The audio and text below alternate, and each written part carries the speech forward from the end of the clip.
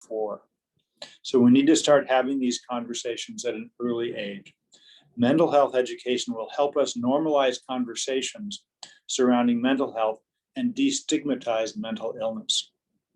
Those are the reasons why my office sponsored House Bill 60. The bill, which we first introduced in 2019, requires the State Board of Education and Early Development to work with representatives from tribal and mental health organizations to update the health education standards to include guidelines on mental health education. Today, the health education standards do not even mention mental health. Once the legislation passes, it will be up to the school districts across Alaska about how best to incorporate these mental health guidelines into their health education curriculum, but we'll be asking all of them to do that. House Bill 60 will be heard in the House Education and House Finance Committees, and there is an identical bill in the Senate carried by Senator L.B. Gray Jackson, Senate Bill 80, which has already been heard once in the Senate Education Committee. But for COVID, I'm actually fairly optimistic that the bill would have passed in 2020. But as we all know, COVID threw everything into a bit of a scheduling morass. And so this was one of several pieces of legislation that just got held up. But we're glad to be back at work on it this year and really appreciate the support that your organization has given towards these efforts. And with that, I'm happy to answer a couple of questions. I'm not sure that's part of the agenda. And if it's not part of the agenda, then we don't have to take questions, but certainly happy to answer a couple if that's what you all would like. Thank you, Representative. And again, to the group, this is a great opportunity to ask any questions that you might have of Representative Klayman while we have his time. Representative Klayman, this is James Bila. It's not a question, but I want to thank you for your legislation. I've had the privilege of meeting you in person a couple of times when I was actually at the state capitol doing an advocacy face-to-face. And I just want to thank you for all your support that you've given both to AFSP as well as NAMI in all the work that you're doing to prevent suicide in Alaska, as well as addressing the mental health issues. The social emotional learning is really important right now. I work in the school district out in Bethel, and our focus when we start reopening is going to be strictly on social emotional learning and checking in with everyone's. But I want to thank you for your time. Very welcome. And I, of course, would be remiss without putting in a plug. I know it's on your agenda for Crisis Now, one of the most important steps we can take on a statewide basis. And we've been very involved in the Crisis Now efforts now for a couple of years, and really pleased to see the progress we're making on that. Yep. Thank you. I'm not sure if you can see the comments, but there are a couple comments just thanking you as well for your time and your support. Just wanted you to know from all of us that we truly are very thankful and appreciate the efforts that you're putting forth in the legislator and also in your personal time to make these causes a reality. Sure, absolutely. And I always have to be reminded to look in the chat. So glad to see those chat comments. Thank you very much. Representative Klayman, I'm curious if you've heard any pushback about HB 60, and if so, what it was, because I'd like to be prepared to address any negatives that get brought up as we speak with legislators in the next couple of days. You know, when we were working forward on the bill in 2020, the only real pushback was people suggesting that it's another unfunded mandate, and complaints that here the legislature coming in and trying to impose on local school districts how they should manage things, and suggesting that to do this needs a lot of money. And our response was that it's not unfunded. There's actually a small fiscal note that provides the money to update the standards and go through the administrative process of updating the standards. But it's just recognizing that schools need to really start building that into their curriculum.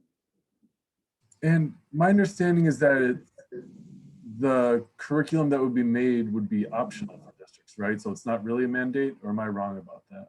That's correct. It's ultimately optional. They become state guidelines, but if a district chose not to follow them, that would be the district's choice. And I think part of it too is recognizing that once you have guidelines like this on a state level, the practical reality is that different school districts with different timelines, different challenges they may be facing, it might take a period of 3 or 4 years before the majority of school districts in the state have updated their own guidelines or their own curriculum. But the notion is to provide a structure that says this really is important, and that ends up helping local advocates more than we don't think of it as a top down telling you folks they must, but making it easier for advocates in both urban and rural Alaska to say, look, these are the new guidelines. Let's get on board with the guidelines. Okay, that's really helpful. Thank you. Sure.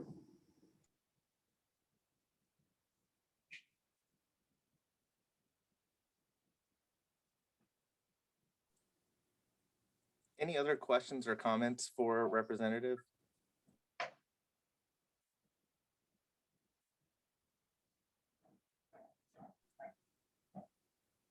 Thank you very much.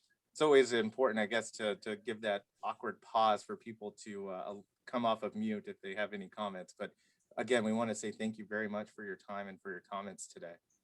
Absolutely. Well, thanks for having me, and I'll continue. I'll put on mute and probably put my non-live image on and listen in for a while. I've got some other stuff that comes up in about 15 minutes, but I'll stay online for a while and listen to what's going on with your group. We appreciate that. Thank you. Okay. Have a great morning, and I think we're meeting some point later with a smaller group of your folks, and look forward to that as well. Yes, thanks. Okay. All right. Thank you very much. So we'll continue with our program. Jem, before I continue on, did you have any comments that you wanted to add? No. All right. Thank you. Not yet. All right. Well, to the group, I'm going to continue sharing my screen, and we'll go over just a few things and just move forward with the program.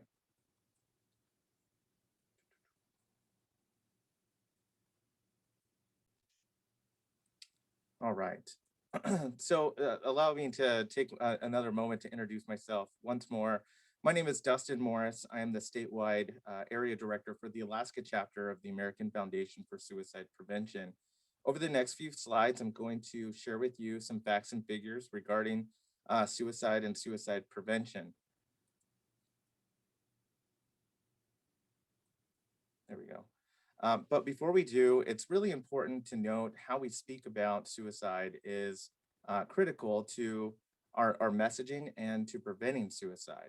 So as an advocate, we want to make sure that everyone has a clear understanding of kind of the do's and the don'ts, and to allow us to make sure everyone's in a safe place for your recovery. So if you've experienced a loss or you've been impacted by suicide or your own mental health, it's really important to make sure that, one, you're in a safe space to have this conversation, and two, that if you recognize others that may be in distress, that we signal to them that we're here for them and that they are not alone.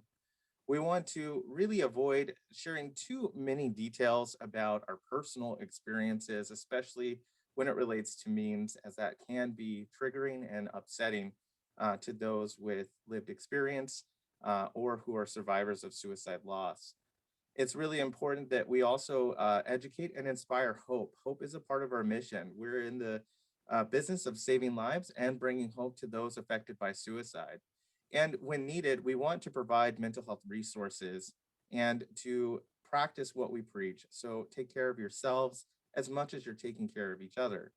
When we talk about suicide, we really want to do our best to avoid the phrase committed suicide, as it has a negative notion to it. It perpetuates the stigma that help seeking is bad. And instead, we would rather you say died by suicide, ended his or her life or their life, or killed themselves.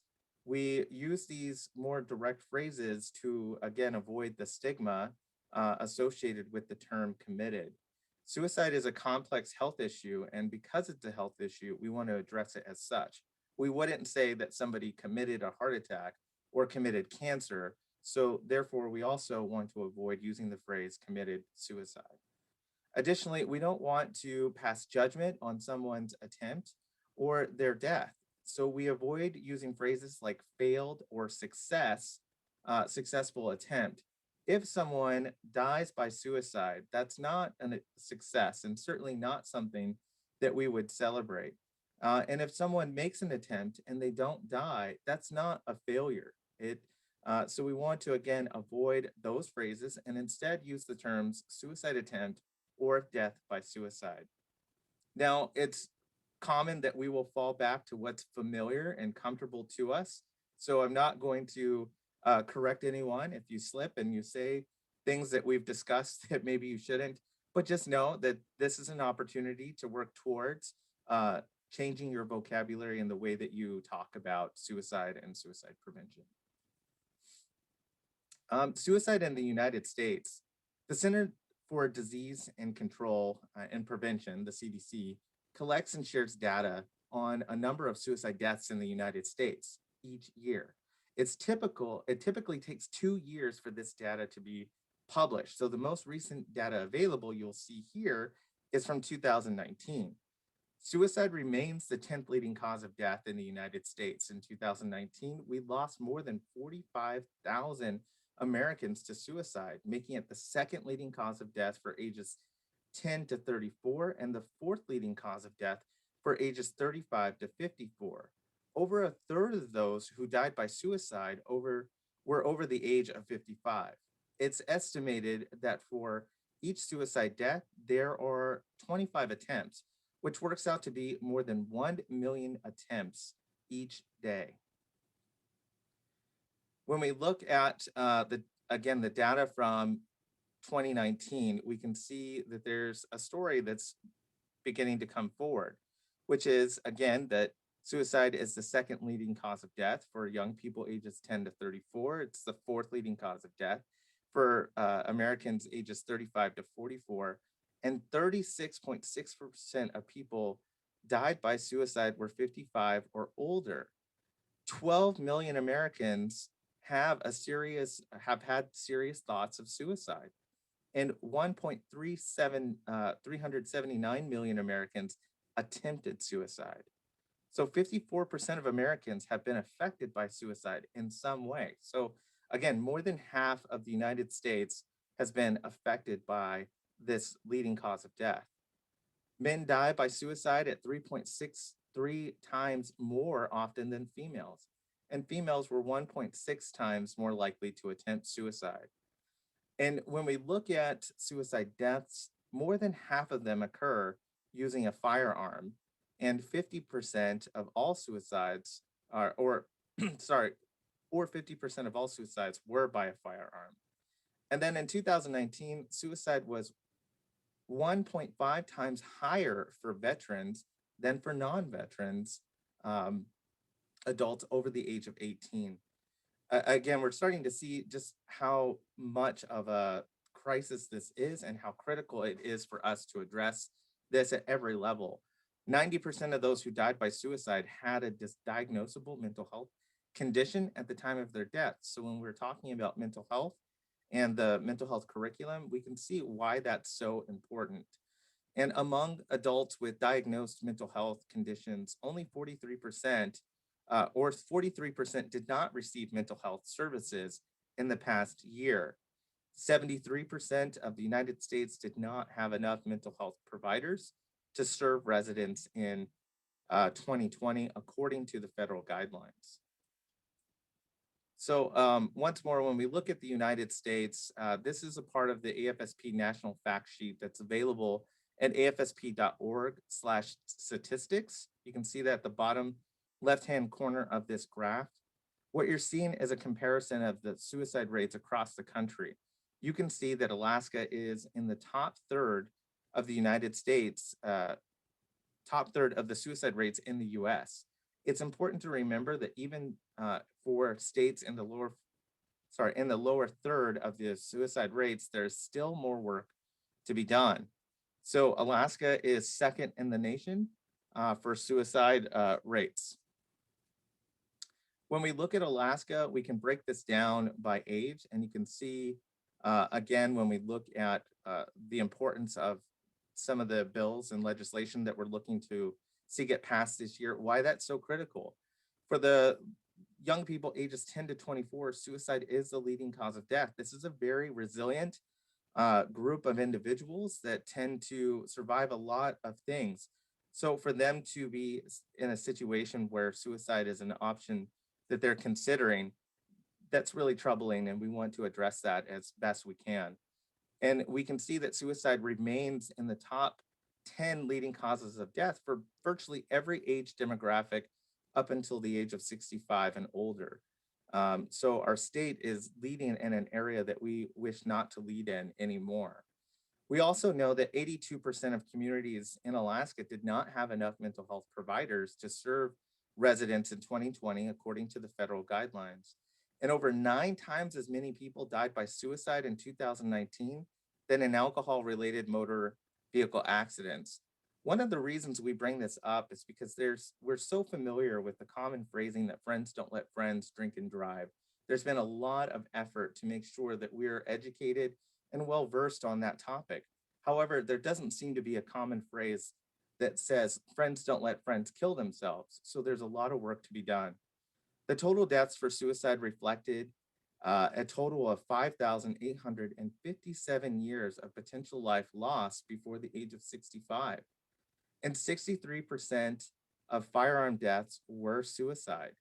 And 55.7% of suicides were by firearms nationally.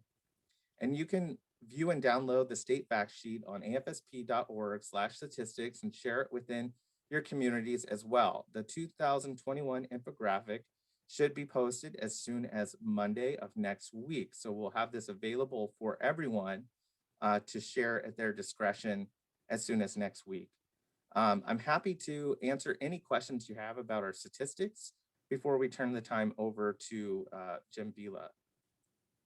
Are there any questions from the group at this point?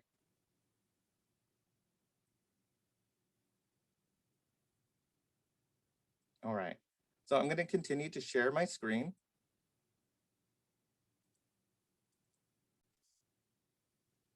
And there we go. We'll now hear from our field ambassador, board member, and Healing Conversations coordinator, Mr. Jim Vila. Jim. Thank you, Dustin.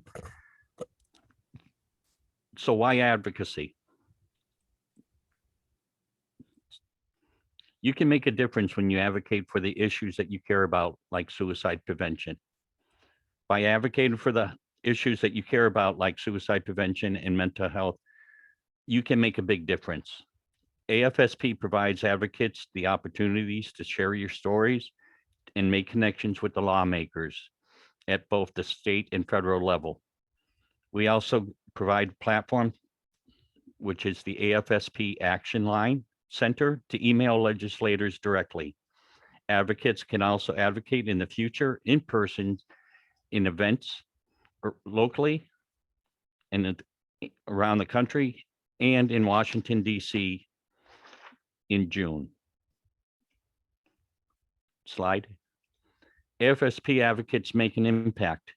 AFSP volunteer field advocates make an impact in many different policy areas for suicide prevention and mental health. Policy priorities are determined every 2 years by the National AFSP Public Policy Council and the Public Policy Office staff in Washington, D.C. I happen to be a member of the National Public Policy Council, and we meet every 3 months. Staff work with chapters to determine where the gaps are and which policies make the biggest impact for each state. If you visit afsp.org/priorities to find more detailed information on the top policy issues and to review and download the full list of priorities for the next 2 years. Slide. So where does, this is going to be a very brief discussion on where does legislation comes from.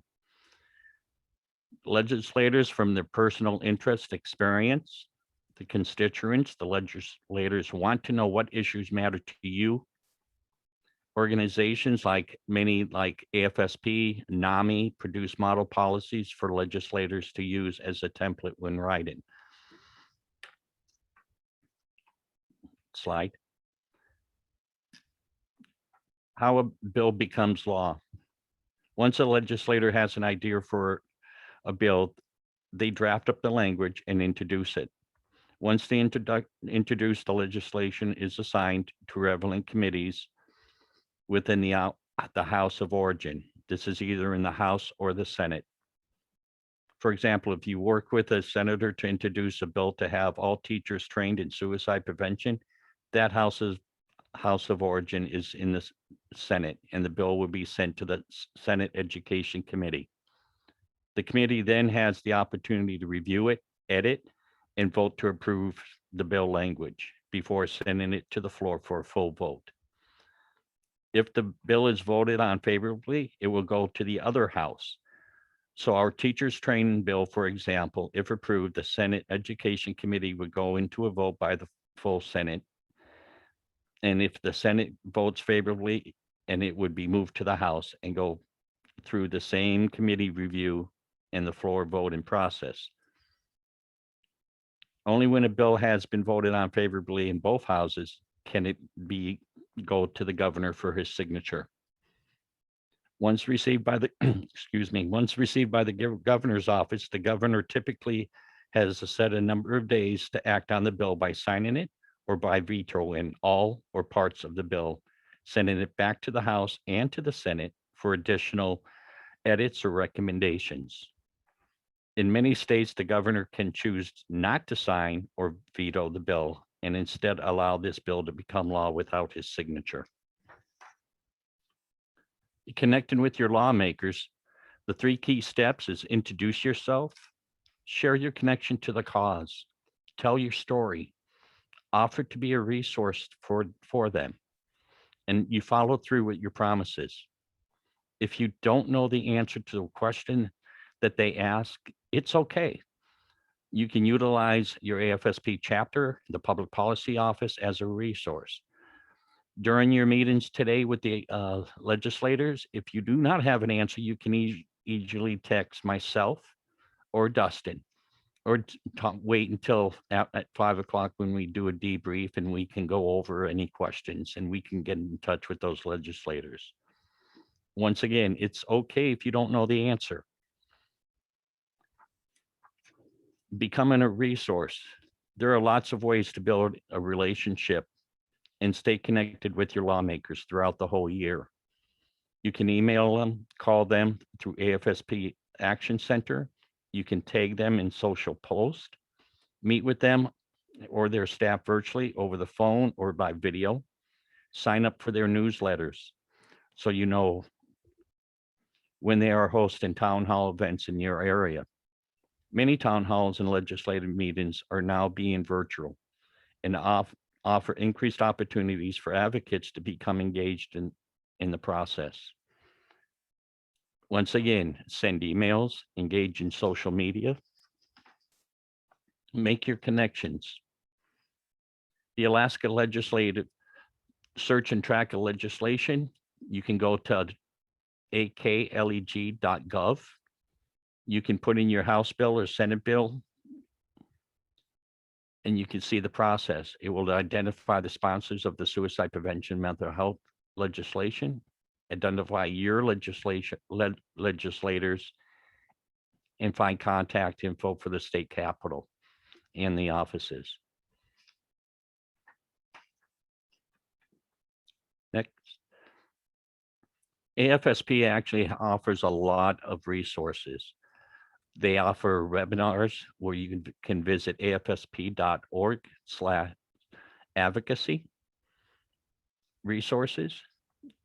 If you want to look at issue briefs, afsp.org/priorities, bill tracking, afsp.org/action center, and the fact sheets that Dustin was talking a little while ago at afsp.org/statistics. When you call on your legislators, you want to, or Zoom into your legislators today, you want to introduce yourself, and your connection to the cause.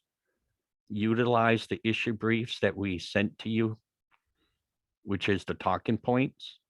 Highlight one issue you feel passionate about. Share the chapter information, and make sure you thank them for their time and offer to be a resource to them.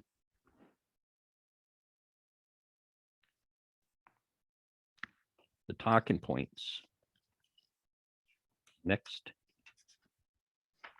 We will be talking about House Bill 60, Senate Bill 80, access to mental health education in K through 12.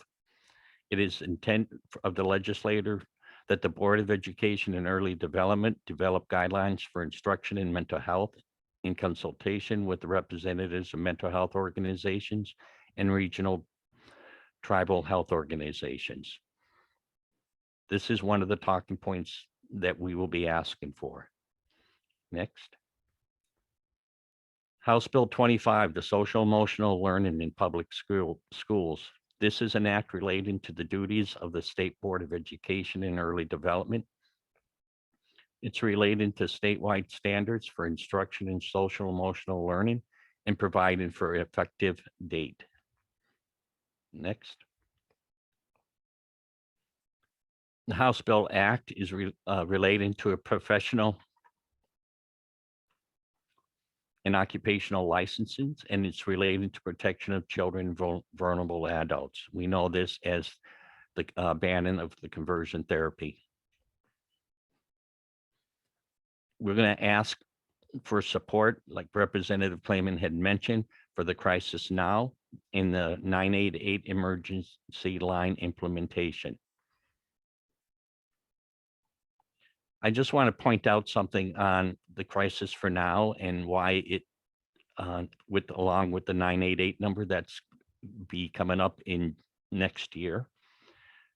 The Care Line Alaska, our crisis line, I was amazed when I saw these stats. The Care Line had an overall increase of 22% during the third quarter. The numbers were 5,400 in the second quarter to 6,612 in the quarter three. The comparison of 2020 quarter three call volume to 2019 quarter three volume indicated a 90% increase in all calls from persons aged 25 to 44. That's 2,245 calls and 1,708 calls respectively. Comparison of 2020 quarter three call volume to quarter three in 2019 indicated a 51% increase in the number of new calls, which was 2,273 calls and 1,507 calls respectively. Those are, to me, outstanding numbers, and I really appreciate the Caroline, Alaska being there and the folks that work the crisis line. Next. I have the honor on our next guest speaker to introduce Barbara Franks, who I have known for many, many years. And I know she hates to hear me say this, but she is a mentor of mine. She was in the Alaskan Native magazine, and I read her, 5 pages of history, and I just had to meet this lady. So it's my honor to introduce Barbara Franks, Statewide Suicide Prevention Council. Gosh, Chief. Thank you, Jim. I'm blushing. I want to thank the American Foundation for Suicide Prevention Alaska chapter for inviting me to speak with you today. The cast of characters are long and distinguished that put this event together for today and tomorrow. As advocates, and we'll all agree with this no matter what organization you're from, we want things to happen yesterday. We want results in our hand and say, I give it to you, you give it back to me, and it's done. My son was 23 when he died by suicide. 2 days later, my husband of 25 years lost his battle to cancer. It's been 23 years, and he was 23 years old. In 1997, there were no 1-800 numbers to call. There were no places to go to, no place to visit, no one to sit down and say, here, have a cup of coffee. People I knew, and you heard my story, people I knew kind of turned the other direction because they didn't know what to say. And as we're here advocating for all the issues that come in front of us, you know, we say that one doesn't die by suicide alone.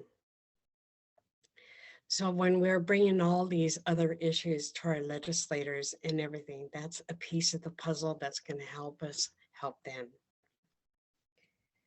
You know, there was a coalition in Sitka. It was called One is Too Many. It was talking about the suicides that we have in Alaska. Sometimes I like to be number one. I used to run relays when I was younger. I don't know if I could do that now. But, you know, being number one across the country is nothing to brag about. It just means that we need to work harder. And when Jim asked me to speak to you today, I had tears in my eyes because it was an answer to a prayer that coalitions start working together because we cannot do it alone. You know, the spotlight says, you know, when we're looking at the 3-digit number, I remember going to a community and the young man said, you know, I would have called, but I gave up after 6 numbers. So when you look at the 11-digit number changing down to 3-digit numbers, you know, I'm glad that we're getting prepared now. I'm glad that we're reaching out to other organizations and saying, can I send them to you? Can you be my resource? When I say you're going to be there on Monday, you're going to be there on Monday, and we're going to help pull someone into safety together. I appreciate having this Zoom meeting. I would have loved to have been home in Juneau, you know, and given hugs. You know, when we take the precaution of putting our mask on and we take the precaution of staying 6 feet apart, and we still hear about people dying of COVID-19 and still suffering with the flu and everything, it makes you wonder, did I do everything I could? We're here to help you with suicide awareness. When we give out the talking points, when we say this is, I'm sharing it with you this way because I don't want to re-traumatize you as my audience. And I don't want to rethink that thought myself. Because like I say, it felt like it happened yesterday. So our gifts for you listening is the talent, the experience, the lived experience, the education, the people who know how we can get in and sit down like you, Jim and Dustin, how we can get into that front door with our legislators and for them to take the time to listen to us. Silent and listen have the same letters of the alphabet, and sometimes it's good to sit back. But there are too many that are dying, and so we need to know, we need to speak up. But I'm glad to know you're right next to me. If I fall, you'll be there to pick me up. Gracias. Juana, Barbara. My next guest speaker, I just met, and we've never met in person. We met over Zoom, and I have to admit, I've actually admire her, and one day I'll meet her in person. Anne is from NAMI, Alaska, and this is the first year AFSP has joined forces with NAMI and NAMI with AFSP, and it's my honor to introduce you to Anne. Well, thank you, Jim, and thank you, Barbara, for your words. They're very powerful. Your story is told from the heart. We at NAMI Alaska are very pleased to collaborate with the AFSP this year. We had a very successful advocacy fly-in to Juneau a couple of weeks ago and met with 42 legislators. And I understand Jim has tied the bow on the rest of the package. So we will probably hit all 60 legislators between this event and the event a couple of weeks ago to spread our message. And I think it's very powerful. Just a little background, NAMI is a National Alliance on Mental Illness, and it's the nation's largest grassroots mental health organization dedicated to building better lives for millions of Americans affected by mental illness. NAMI Alaska is the state chapter of NAMI and has been helping people affected by mental illness in Alaska since 1984. We share, we're in a state where all people live. We'd like to be in a state where all people affected by mental illness live a healthy, fulfilling lives, supported by caring, culturally sensitive communities. There's over 600 local NAMI affiliates nationwide, of which 4 are in Alaska: NAMI Anchorage, NAMI Fairbanks, NAMI Juneau, and NAMI North Slope. These are volunteer-centered organizations working with their local communities to raise awareness and provide essential and free education, advocacy, and support groups. One of our key missions at NAMI is to do advocacy, and we are doing that along with the Alaska Foundation for Suicide Prevention Coalition, and we appreciate joining forces with you. The facts and figures that you've heard today are astounding. I think one is too many when you talk about suicide, and all of you know it firsthand. And I think the most important thing that you can bring to the meetings this week are not so much the facts and figures, but just telling your own stories. Because once you do that, I have found that legislators stop and actually listen. They're very busy, but this will resonate with them. And we found in our meetings this last time that legislators were apt to share their stories as well. And it's a great back and forth communication to strengthen what you are doing in the Suicide Prevention Council and strengthening the help that we need to end the stigma of mental illness. We're really pleased to collaborate with AFSP, and we can't thank you enough for joining forces. I think, together we are very strong. A couple of things about the bills, just so you know, SB 80 on education, mental health education in the public schools is up again in the Senate Education Committee on Friday at 9 o'clock. There is an opportunity to testify if you're so inclined. It will then travel to the Health and Social Services Committee and then to the Finance Committee. So it's got a journey before it hits the Senate floor. Senator L.B. Gray Jackson sponsored it on the Senate side, and you heard Representative Clayman, who again sponsored it on the House side. So if you're meeting with Senator Gray Jackson or Senator Clayman or Representative Clayman or Representative Fields in your meetings, do say, you appreciate their support of this legislation. Also, House Bill 25 is sponsored by Representative Hopkins, and this is the social emotional learning in schools. Again, if you're meeting with Representative Hopkins, please thank him for his efforts to put this forward. Again, I just want to say thank you for being a part of this effort. Together we are strong. I look forward to all the meetings that we have and the debriefs that we have, and then moving forward to end suicide in Alaska. Thank you. Thank you, Ann. Dustin?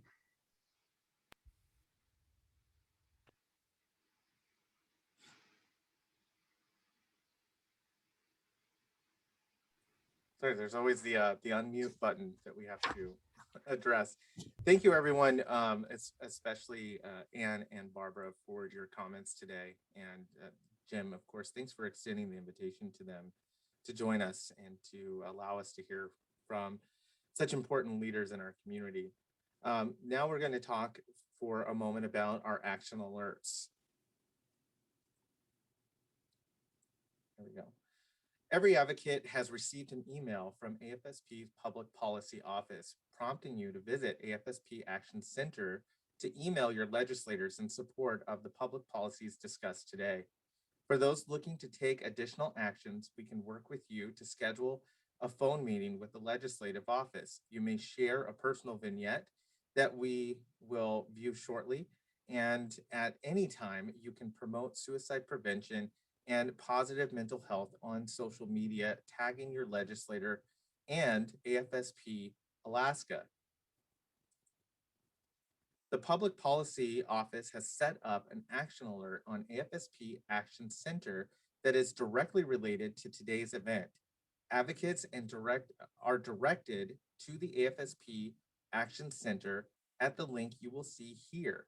And you can email your legislators in as little as 2.5 minutes. The Action Center is programmed with letters to elected officials which are populated with your contact information and any personalization you wish to add.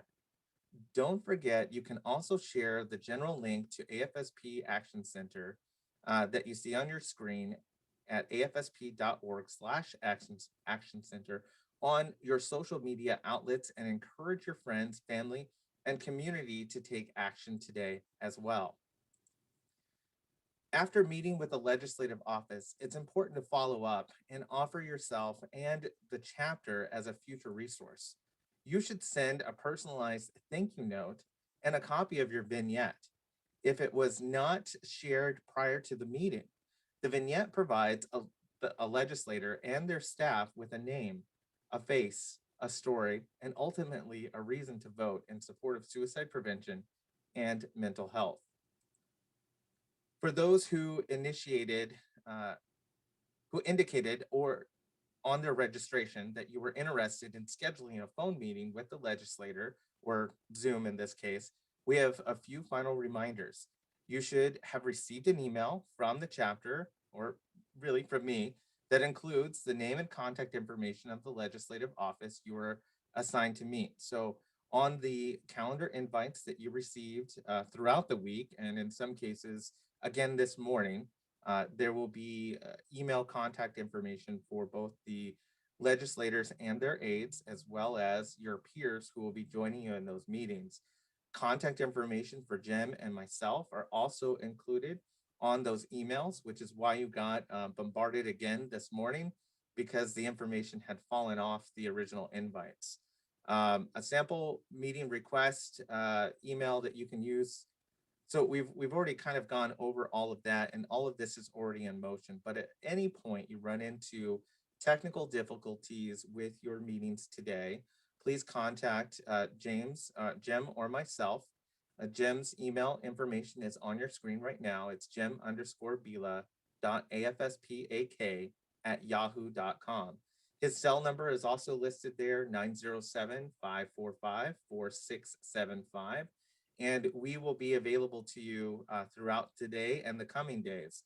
If we do not get to you right away, please just take a deep breath. Know that we're doing our very best to get to you. It's a very busy day, both with the legislators and with ensuring that everyone has what they need to have a successful state capitol event. Some upcoming events that you can be looking forward to is our Out of the Darkness Experience and Walk on April 24th in Fairbanks. This is the first time that we've partnered with Lathrop High School. We will be using their track, and it is a wonderful opportunity to once again meet in person. We'll also be having an Out of the Darkness walk in the Mat-Su Valley on May 1 at the Idita Park in Wasilla. And our Taste for Hope event happens June 26th at the residence of Don and Chris Graves. You can contact or visit afsp.org/Alaska to find out more. Click the events tab and you'll be directed to a list of upcoming events. We want to thank you for your time today and let you know how much we appreciate you and your advocacy. Together, we can fight suicide and create a culture that is smart about mental health. Please remember to like and follow us on social media. The Alaska accounts are just Facebook and Instagram. It's AFSP Alaska. You can find us easily there, or follow our national account. At this time, I'd like to turn the remainder of our conversation over to Jim for any closing remarks and questions that you might have. Thank you, Jim. Thanks, Dustin. Final remarks. I appreciate everybody who attended this presentation today.